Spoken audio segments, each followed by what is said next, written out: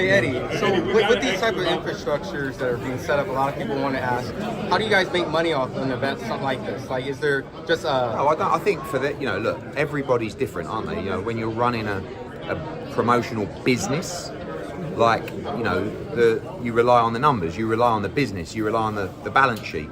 When you're doing this, there is a bigger meaning. When you're doing Riyadh season, there's the value of Riyadh season around the world. When you're doing this is the Ring magazine. So like this is a push for the Ring magazine. That's what it is. And I think obviously it's different to us running the event from a balance sheet perspective, but also the way that this event's being run. I don't think I think it's going to do very well. I think you've got big pay-per-view draws on the card. I think the numbers are going to be good, but obviously that's less of a necessity in certain situations that it might be in other promoter situations. I'm sure you've spoken to Devin Haney. People believe that this is a tough fight for him coming back. Where do you think he is at speaking to him mentally? I don't talk that much to Devin. I mean, I'm really fond of him, and I think he's a great competitor.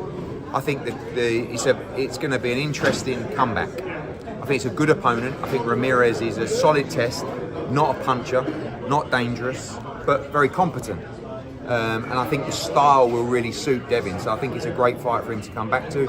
And as we understand it, the fight has been made between Devin Haney and Ryan Garcia for after, which is incredible. And also, that's what I'm seeing with His Excellency, is like, this is not just about sitting down with a fighter and saying, right, you're fighting then. It's him, then him, then him.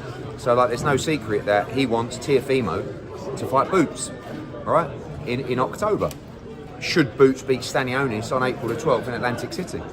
So everyone's got a plan. Ryan Garcia and Devin Haney fight May the 2nd, then they fight each other. Canelo fights May 3rd, then he fights Crawford.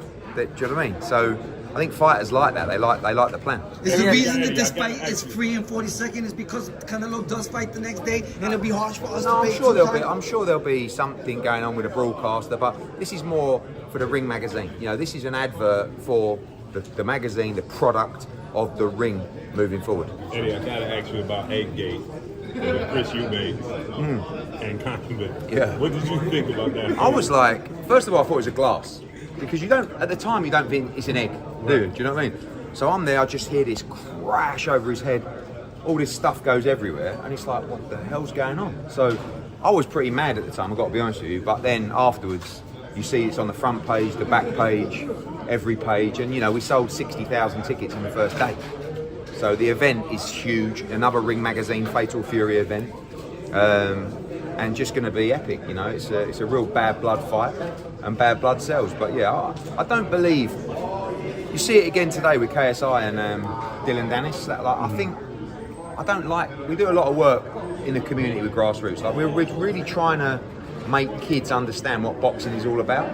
And you don't raise your hand to an opponent, you don't strike an opponent at a press conference. We all want beef, right? You guys love it, it's great, but actually, for me there's a line, he crossed it, he don't care, he certainly don't care what I say, but it'll all be decided April 26th. Hey Eddie, what do you think about the Billy King stuff that's going on with the Top Rank and Daniel Cunningham with Tyson Fury? Are you familiar with? Do you know what? I haven't really seen too much on it. I've seen it floating around, but we concentrate on our own business and our own TV deals and go from there.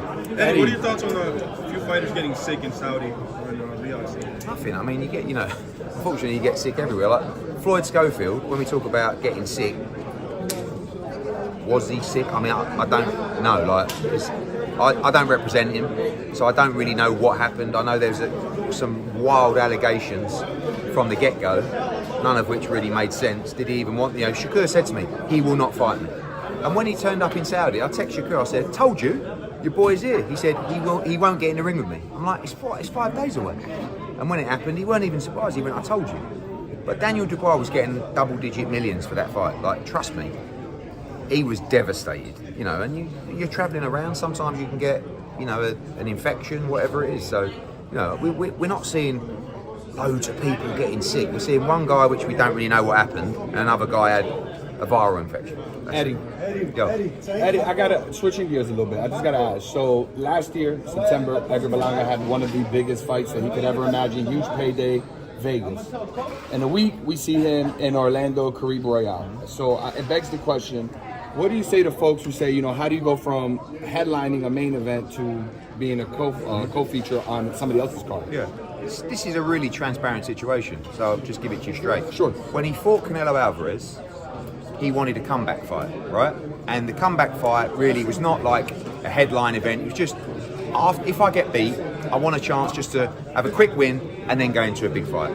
So in Edgar Berlanga's contract, there was a provision for a comeback fight on an undercard in a straightforward fight. Okay. When he fought Canelo and did really well, and you know his profile rose, we then spoke to Edgar Berlanga and Keith Connolly about the possibility of headlining in Puerto Rico. We tried to do a different kind of deal. We spoke to DAZN. We ran out of time. So in the end, it was like, we're out of time. Let's just revert to the contract, get that one done, and then we'll move into a big fight. So when people say, is there a fallout? There was probably 24, 48 hours of, oh, fuck it, like, you know, like, I'm a free agent. yeah, but he's a free agent after this fight. And if he does want to go elsewhere, we've done the most incredible job for him. I'll shake his hand and I'll say good luck. I hope he spends the rest of his career with Matchroom. But what we're doing is we're honouring our contract instead of not giving him a fight and it all, you know, mixing up. So it's not an ideal situation, but he's going to go in, hopefully look good in Orlando, and then we're going to put him in, hopefully, with Caleb Plant, with Charlo. He's a big name, he's a great fighter, and I think he's got a huge amount to give to the sport. But I wasn't prepared to not honour our contract and just fall out of not giving any fight and then kick him down the road till the summer, because he needs to fight, get this win, and then move into a big fight. Thank you.